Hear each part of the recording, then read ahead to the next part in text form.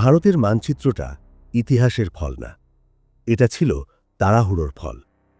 আমরা স্কুলে শিখেছি এই সীমান্তগুলো স্বাভাবিক, কিন্তু সত্যি বলতে বেশিরভাগ লাইন আঁকা হয়েছিল কাগজে, মাঠে না।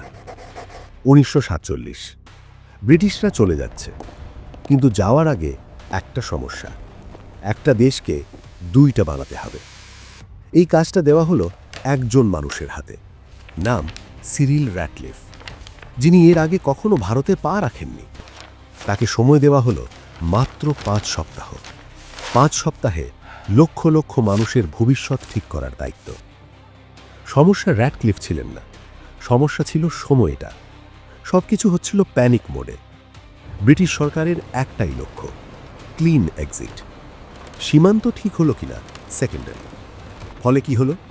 রেল লাইন কেটে গেল, গ্রাম 2 ভাগ হলো, নদী এক দেশে, ক্ষেত আরেক দেশে। মানচিত্রে লাইন সোজা, কিন্তু বাস্তবে মানুষ বাঁকা হয়ে গেল। এই তাড়াহুড়োর প্রভাব সবচেয়ে স্পষ্ট ভারতের নর্থ ইস্টে। একটা সরু করিডোর, চিকেন স্নেক, যেন পুরো একটা অঞ্চলকে শেষ মুহূর্তে জোড়া লাগানো হয়েছে। এটা কোনো এনশিয়েন্ট ডিজাইন না, এটা অ্যাক্সিডেন্টাল জিওগ্রাফি। এই সীমান্তগুলো শুধু জমি কাটেনি, ভাষা কেটেছে, ব্যবসা কেটেছে, পরিবার কেটেছে। এবং সবচেয়ে বড় কথা, এই লাইনগুলো একবার আঁকা হওয়ার পর আর প্রশ্ন করা হয়নি। আজ আমরা এগুলোকে ন্যাশনাল আইডেন্টিটি বলি, কিন্তু বানানোর সময় এগুলো ছিল অ্যাডমিনিস্ট্রেটিভ সলিউশন। আজ আমরা এগুলোকে ডিফেন্ড করি, কিন্তু বানানোর সময় কেউ ডিফেন্ড করেনি।